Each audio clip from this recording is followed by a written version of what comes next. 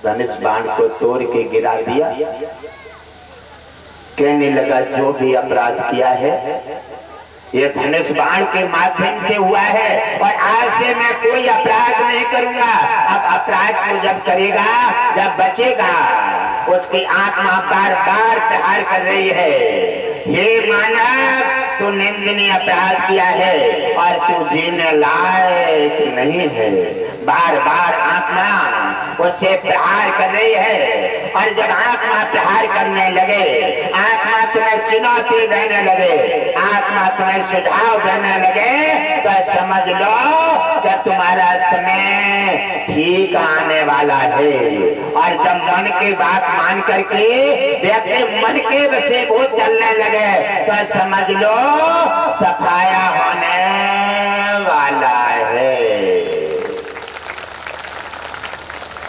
मन शैतान रावण है और आत्मा सीता।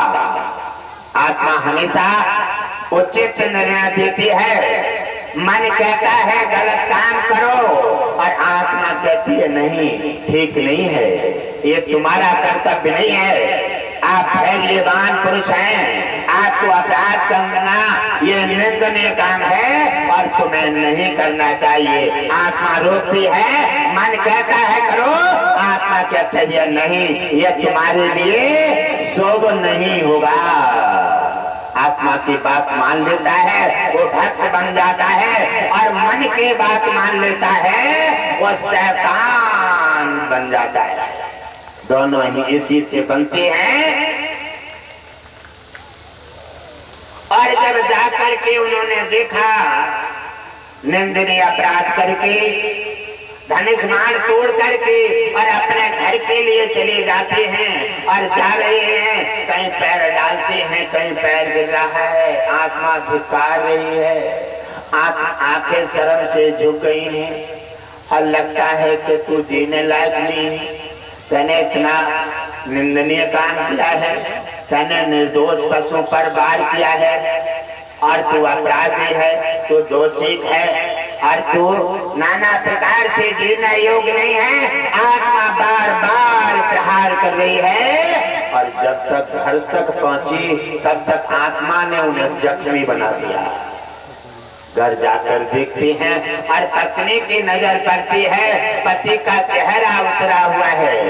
अपराध वाले व्यक्ति का चेहरा उतर जाता है, जैसे बुझ जाता है, जैसे इसके अंदर पानी की कमी हो गई है। और जो आदमी व्यक्ति पुण्य आत्मा होता है, जो खुशी आता है और जो दया, शीलता, क्षमता और हमेशा साधु संत ब्राह्मणों का आदर करता है, उसका चेहरा हमेशा खुश रहता है और हमेशा भरा पूरा रहता है। उस पर भगवान विष्णु की कृपा दृष्टि सदा ही बनी रहती है।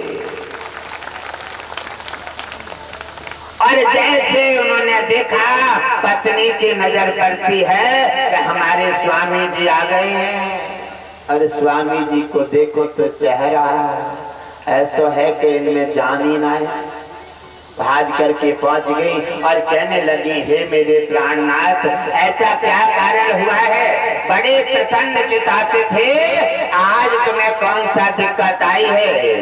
आज तुम्हारा चेहरा उतरा हुआ है, आज तुम्हारा चेहरा उदासीन है। और आप जानते हैं अपराध करने वाला कभी खुश नहीं रह सकता, दूसरे तो घर को बर्बाद करने वाला कभी आवाज नहीं रह सकता, चुगली करने वाले का कभी घर विकसित नहीं हो सकता, और धन लूटने वाला कभी धनवान नहीं हो सकता।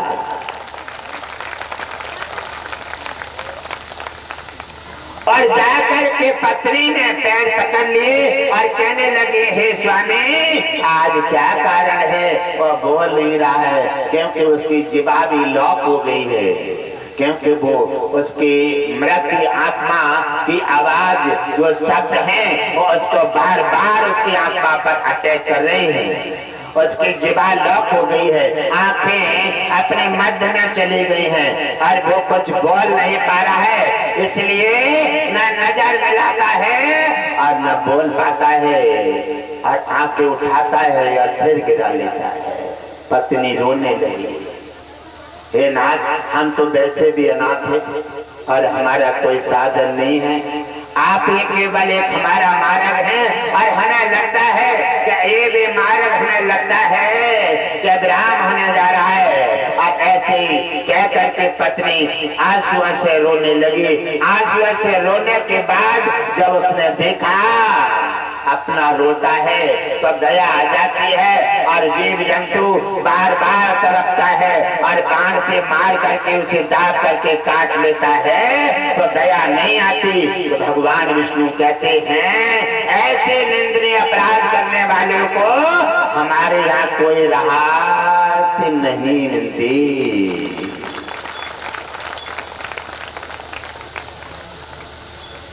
और जाकर के कहने लगे तो उन्होंने अपना राज बताया कि ऐसे ऐसे मृग मैंने मार दिया और मृग ने ऐसे ऐसे सवाल किए हैं, ऐसे ऐसे बातों से मुझे जख्मी कर दिया है कि मृग की आत्मा बार बार सवाल कर रही है और मेरी आत्मा मुझसे उत्तर मांग रही है, मेरे पास कोई उत्तर नहीं है, इसलिए मैं अब जीवित रहना नहीं चाहता।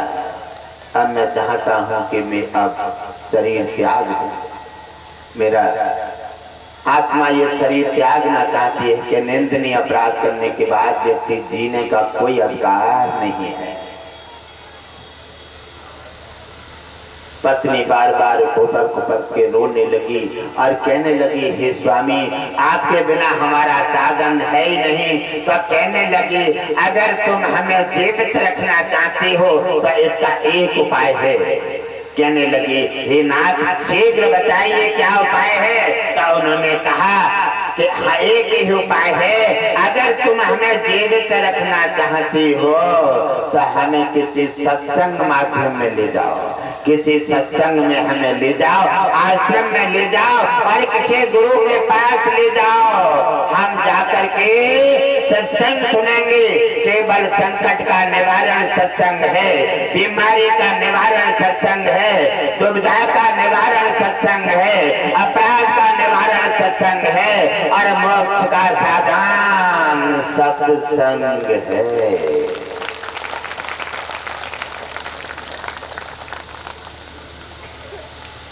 कहने लगी, नाथ, ये हमारे इतने बच्चे हैं, इनको कहाँ करें?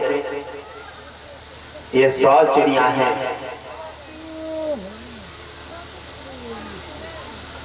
और 100 चिड़िया ये कहाँ जाएंगी? एक तो होता तो कोई बात नहीं। कहने लगे, ठीक है, इनका कोई इंतजाम कर देते हैं। तो पीने वाले के मित्र भी पीने वाले मिलेंगे। ऐसे में तैसो मिले मिले, नीच में नीच और पानी में पानी मिले मिले, कीच में कीच। ऐसे में तैसो मिले, हाजू होए और झूठा में साचो मिलो, तत्काल लड़ाई हो। वो कहेगा ये ठीक है, वो कहेगा ये ठीक है, झगड़ा हो जाएगा। उन्होंने कहा, कहने लगे, हमारे मित्र हैं और मित्र को सौंप देते हैं और कुछ दिन के लिए आश्रम चलते, हमारा जीवन बच जाएगा और लौट करके आकर के अपने बच्चों को संभाल लेना। कहने लगे, ठीक है स्वामी। उन्होंने उनके अपने मित्र को बुलाया और 100 चिड़िया देख रेख करने के लिए मित्र को सौंप दी। तो बबूल के बबूल पर आम नहीं आ सकता और आम पर कभी कांटा नहीं आ सकता। जब 100 चिड़िया सौंप करके और अपना आश्रम चले जाते हैं, सत्संग का आनंद लेने लगे और धीरे धीरे धीरे धीरे 100 दिन व्यतीत हो जाते हैं। आश्रम में जाते हैं, सत्संग सुन रहे हैं और दान सेवा पानी परसना है, सेवा करने है, झाड़ू लगाना है, पोछा करना है। आप सत्संग जानते हैं आश्रम में क्यों जाते हैं? आश्रम में जो भी हमारी सेवा, आश्रम में सत्संग में जो भी जिसने सेवादार नाम रखा है, आप समझ लीजिए, जिसका नाम सेवादार है, जिसने ड्रेस पहनी है, जो सत्संग में आया है, जो आश्रम पे आया है, 3 दिन का कार्यक्रम जिसने सेवा का बहाना ले लिया, उसके लिए क्या करना चाहिए? काय के लिए आया है? किनका सेवादार है? घट घट बासी का। काय के लिए आया है? उसका नाम है सेवादार।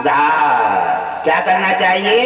सोते, गुरु का नाम जपते, गुरु का नाम, सारे साधन जो भी शब्द निकले जब तक रहे आश्रम में, सेवा में, सत्संग में, प्रवचन में, जब तक रहे तब तक गुरु के और विष्णु के नाम पर कोई अपना काम काज नहीं होना चाहिए।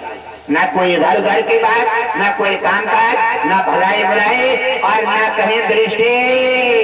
आंखों को अपने मध्य में रखना चाहिए। ऐसे नीति नियम से जो सेवा करता है, उसे भगवान विष्णु अपने नजर में उठा करके और उसका कल्याण कर देते हैं। बोले सच्चे